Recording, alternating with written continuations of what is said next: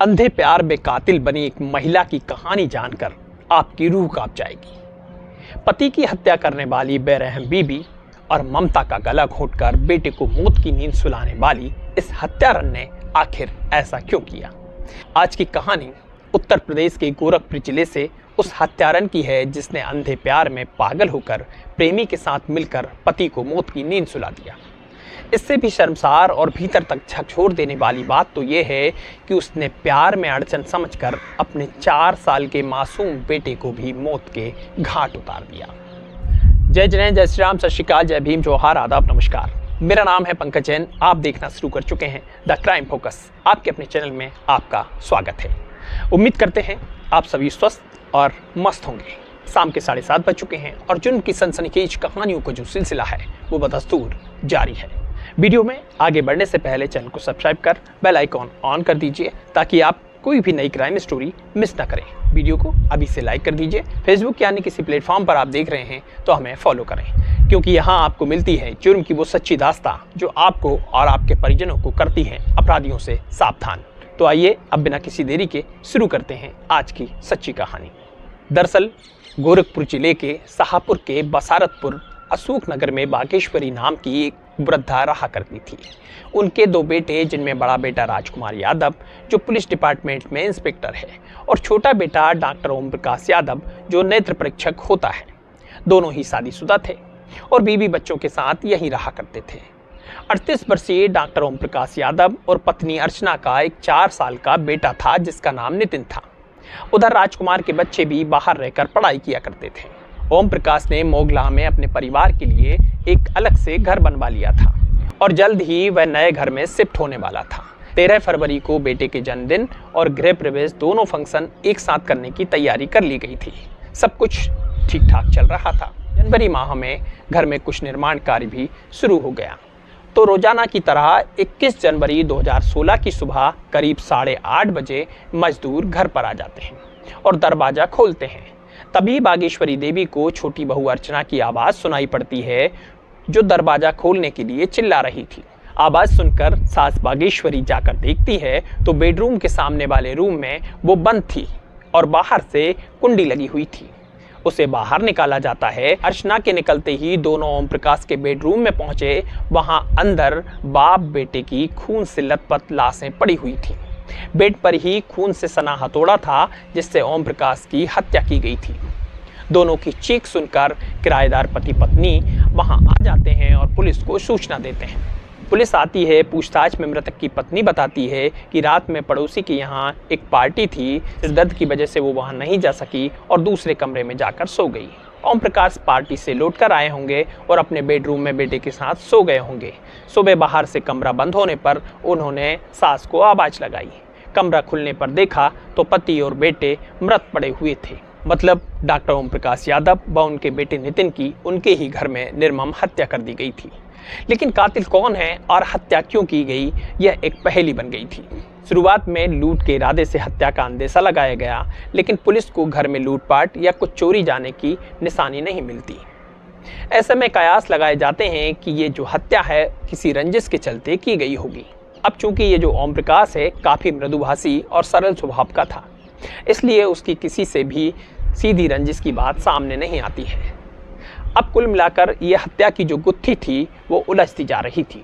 मृतक का ससुर यानी अर्चना के पिता मुख्यमंत्री सिक्योरिटी में अफसर हैं, जबकि बड़ा सगा भाई बलरामपुर में पुलिस इंस्पेक्टर है।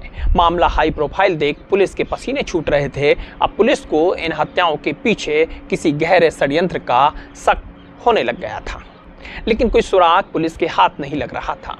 इसी बीच इस दोहरे हत्याकांड के बारे में सुनकर तत्कालीन DIG R K. Chaturvedi, ASP Lav Kumar, SP city Hemant Kutiyal भी मौके पर पहुंचते हैं। बाद में सांसद योगी आदित्यनाथ और मेयर डॉक्टर सत्या पांडे भी यहां पहुंचते हैं और वो इस मामले में गंभीरता से छानबीन का आश्वासन देकर क्राइम ब्रांच को इस मामले की जाँच में लगा देते हैं। इधर बेटे और मासूम पोते की लाशें साथ देखकर बुजुर्ग मां बागेश्वरी देवी बदहवास अवस्था में रो रो कर बहू को कोस रही थी।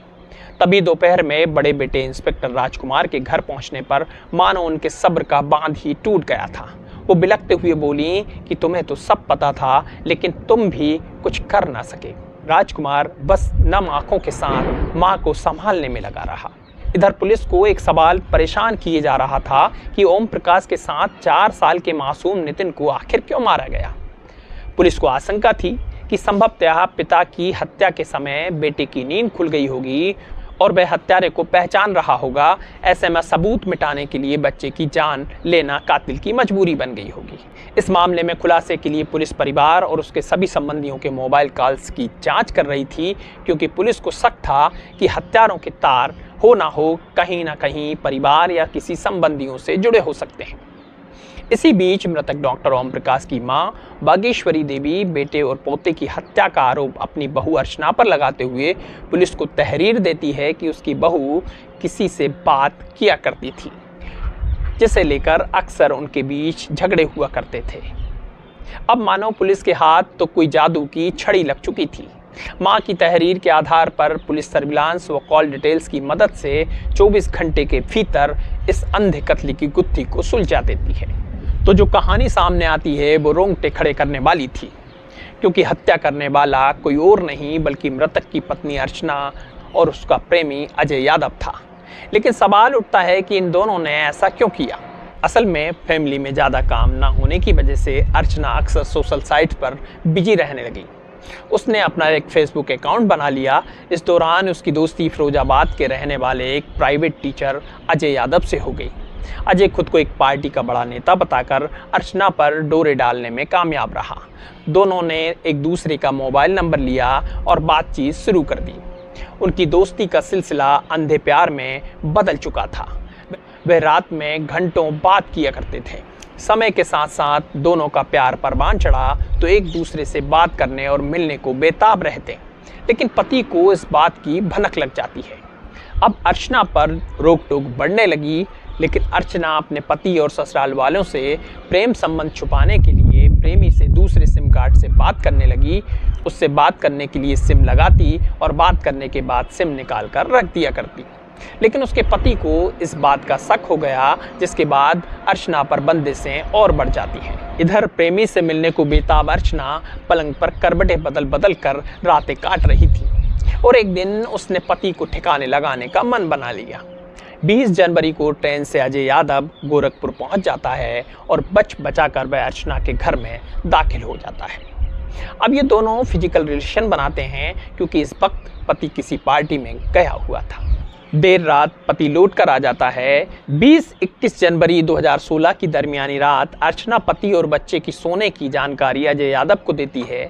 उसके उकसावे में आकर अजय हथौड़ा लेकर आया। उसने अर्चना संग मिलकर ओम प्रकाश का सिर कुचल दिया। तभी पिता की चीख सुनकर बगल में सो रहे मासूम नितिन की आंखें खुल जाती हैं। खून से लथपथ पिता को तड़पते देख वह अपनी मां की गोद में जाकर छिप जाता है। अब कांपता हुआ नितिन अपनी मां से लिपटकर सुबक सुबक कर रोने लगा।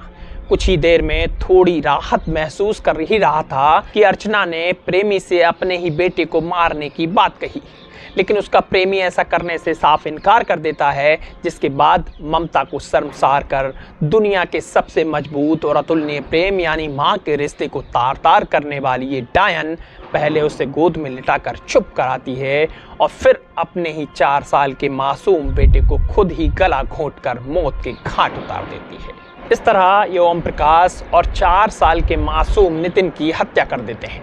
अब मां की गोद में 4 साल का मासूम नाजायज मोहब्बत की बलि चढ़ चुका था और घर में लूटपाट का रूप देने के लिए ये दोनों सारा सामान बिखेर देते हैं। फिर अर्चना अपने प्रेमी के साथ दोबारा फिजिकल रिलेशन बनाती है।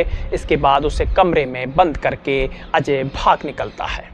अपना पाप छुपाने के लिए अर्चना अगली सुबह पुलिस को गुमराह करने वाली कहानी सुनकर बचने की फिराक में थी कि पुलिस ने उसकी सारी कहानी खोल कर रख दी, जिसे आज हमने आपको सुनाया है। इस तरह मृतक की मां बागेश्वरी देवी की तहरीर के आधार पर पुलिस छानबीन कर महज 24 घंटे में ही इस अंधे कत्ल का पर्दाफाश करती है। खुलासे के बाद पुलिस दोनों को गिरफ्तार कर जेल भेज देती है। जेल में रहते हुए ही साल 2020 में दोनों को कोर्ट उम्र कैद की सजा सुनाता है और अब ये दोनों अलग अलग जेलों में अपने गुनाहों की सजा काट रहे हैं। लेकिन अफसोसजनक बात यह है कि पिता पुत्र को बेरहमी से मारने के बाद जेल में सजा काट रहे इन दोनों को आज भी अपने किए का कोई पछतावा नहीं है। प्राप्त जानकारी के अनुसार कई दफा एक दूसरे से मिलने के लिए ये कोर्ट में अर्जियां लगा चुके हैं, जिसे खारिज कर दिया गया। वही सूत्र यह भी बताते हैं कि अब अर्चना और अजय से जेल में प्रतिदिन टॉयलेट से लेकर नालियों तक की सफाई कराई जाती है। जेल में कैदियों द्वारा किया गया कमेंट्स, जो अपने पति बेटे की नहीं हो सकी वह तुम्हारी क्या होगी, ये बात अजय के दिल में बैठ गई और अब अजय को अपनी गलती का एहसास हो चला है। तो फिलहाल ये थी पूरी कहानी। यदि अब तक आपने चैनल को सब्सक्राइब या फॉलो नहीं किया है तो तुरंत कर दीजिए, वीडियो को लाइक करें, शेयर करें। तो अभी के लिए बस इतना ही, फिर होगी मुलाकात अपराध जगत की किसी अन्य कहानी के साथ। तब तक के लिए हम लेते हैं आपसे विदा। अपना और अपने परिवार का ख्याल रखिए। जय हिंद, जय भारत।